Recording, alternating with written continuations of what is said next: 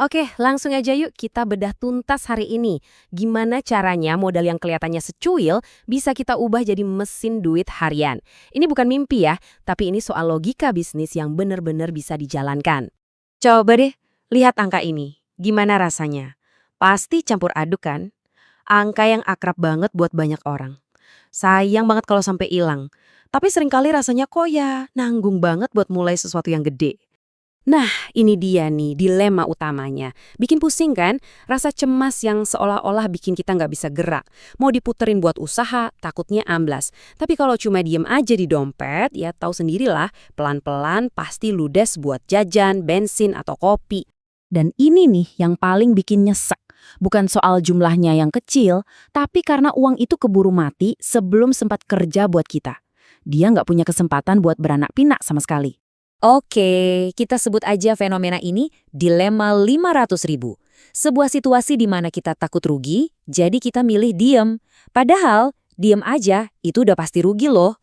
Jadi gini, kalau kamu ngerasa takut, itu wajar banget. Itu bukan tanda kamu lemah. Sama sekali bukan. Justru sebaliknya, itu tanda kamu menghargai setiap rupiah yang kamu punya. Karena kamu tahu, buat sebagian orang, ini bukan sekedar uang jajan. Ini napas buat keluarga beberapa hari ke depan. Nah, buat mecahin dilema ini, kita nggak butuh modal lebih gede kok. Yang kita butuh itu perubahan cara mikir. Yuk kita coba adopsi sebuah pola pikir yang saya sebut sebagai pola pikir petani kangkung. Coba bayangin deh, analogi ini keren banget. Kalau modalmu gede, kamu bisa jadi petani jati. Tanam sekarang, panennya ya bertahun-tahun lagi, tapi untungnya luar biasa. Tapi, dengan modal 500.000, kita harus jadi petani kangkung. Fokus kita itu panen tiap hari, keuntungan kecil tapi terus-terusan. Yang penting dapur bisa ngebul setiap hari. Inilah konsep kuncinya, kecepatan perputaran uang. Yang kita kejar itu bukan angka gede di atas kertas, tapi ritme uang yang hidup. Duit masuk, puterin lagi, masuk lagi, puterin lagi. Semakin cepat siklusnya, bisnis kamu bakal semakin kuat.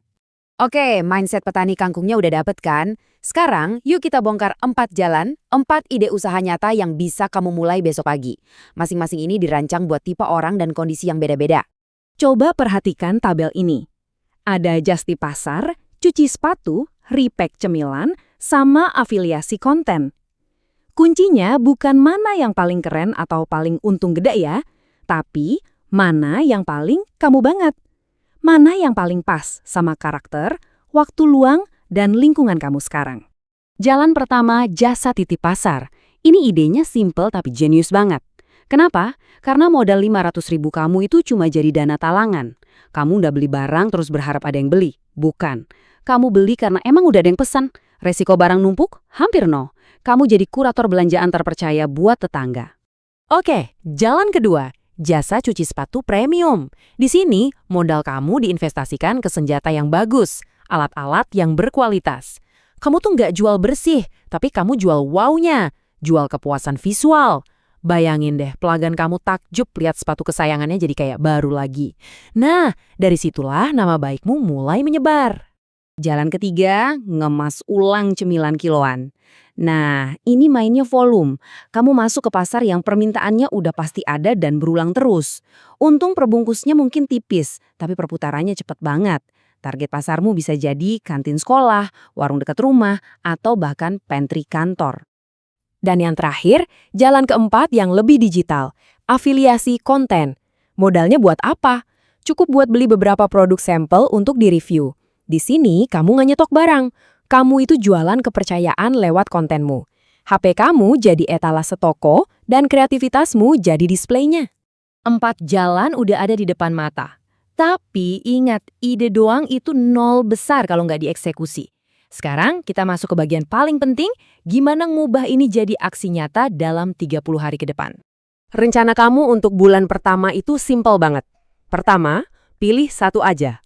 Fokus, jangan maruk. Kedua, validasi. Cek ombak dulu, beneran ada nggak sih yang mau bayar buat ini? Dan ketiga, targetmu bukan omset jutaan. Bukan. Targetmu cuma 5 pelanggan pertama. Kalau itu dapat, berarti bisnismu punya fondasi. Kamu bisa aja punya ide paling keren. Eksekusi awal udah bagus, tapi semua itu bisa hancur berantakan gara-gara satu hal, disiplin soal duit. Ini aturan yang bakal nentuin bisnismu bakal tumbuh atau malah mati di tengah jalan. Aturannya cuma satu dan nggak bisa ditawar. Pisahin. Rekening usaha ya buat usaha, rekening pribadi ya buat pribadi. Titik. Ini buat mencegah kebocoran halus. Uang hasil usaha yang nyampur sama uang jajan, itu resep paling ampuh buat gagal. Dan ini misi pertama keuanganmu. Keuntungan yang didapat, jangan langsung dipakai buat foya-foya. Puterin lagi semua keuntungannya sampai modal awal kamu yang 500.000 itu tumbuh jadi 1,5 juta. Nah setelah itu, baru deh kamu bisa sedikit lebih lega nafasnya. Sering banget loh, yang ngehalangin kita itu bukan kurangnya modal atau peluang, tapi suara kecil di kepala yang bisikin kata, malu atau kok kelihatannya receh banget ya. Coba deh, tanya ke diri sendiri sejujur-jujurnya, emangnya gengsi bisa bayar tagihan listrik minggu depan? Jadi, sekarang bola ada di tangan kamu. 4 jalur udah kita gelar, masing-masing nyata dan bisa banget dijalankan. Pertanyaannya udah bukan lagi apa ya idenya, tapi jalan mana yang paling gue banget dan bakal gue mulai besok. Pilih satu dan mulai gerakin rodanya.